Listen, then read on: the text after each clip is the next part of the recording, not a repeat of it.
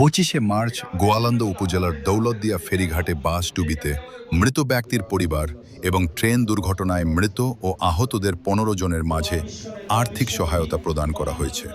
শনিবার 9 মে বিকালে শহরের আজাদি ময়দান সংলগ্ন বিআরইএল কার্যালয়ে বাংলাদেশ জামায়াতে ইসলামী রাজবাড়ী জেলা শাখার আয়োজনে এই আর্থিক সহায়তা প্রদান করা হয়। সহায়তা অনুষ্ঠানে রাজবাড়ী জেলা জামায়াতে ইসলামীর ও কেন্দ্রীয় মজলিসে শুরার সদস্য অ্যাডভোকেট মোহাম্মদ নুরুল ইসলামের সভাপতিত্বে প্রধান অতিথি হিসেবে বক্তব্য ও সহায়তা তুলে দেন বাংলাদেশ জামায়াতে ইসলামী সহকারী সেক্রেটারি জেনারেল মাওলানা এটিএম মাছুম।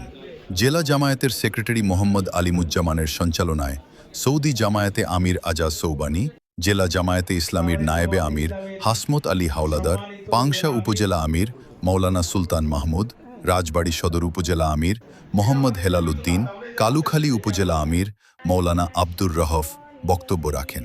ক্ষতিগ্রস্ত পরিবারের পক্ষ থেকে মাহফুজা, লালন, লাবনী আক্তার বক্তব্য রাখেন। একটি মানবিক জীবন আদর্শ, মানুষকে নিয়ে ইসলামের বক্তব্য, মানুষের কল্যাণের জন্য ইসলাম, মানুষের সমস্যার সমাধানের জন্য ইসলাম, মানুষকে উন্নত জীবন উপহার দেয়াই হচ্ছে ইসলামের দায়িত্ব। মানুষের কাছে হাত পাতার অপমানজনক অবস্থা থেকে রক্ষা করে সম্মানজনকভাবে মানবিক অধিকার নিয়ে জীবনে বসবাস করার পরিবেশ দেয়া, এটাই হচ্ছে ইসলামের সবচেয়ে বড় আহ্বান দুনিয়াতে। কিন্তু আজকে আমরা দেখতে পাই যে বিভিন্ন রাজনৈতিক দল, বিভিন্ন ব্যক্তি মানুষের বাহ্যত কিছু সাহায্য সহযোগিতা করে, কিন্তু এগুলোর টার্গেট থাকে লোক দেখানো, এগুলোর টার্গেট থাকে বিভিন্ন সময়ে বা নির্বাচনে দুই একটা ভোট যাতে বেশি পাই সে উদ্দেশ্যে।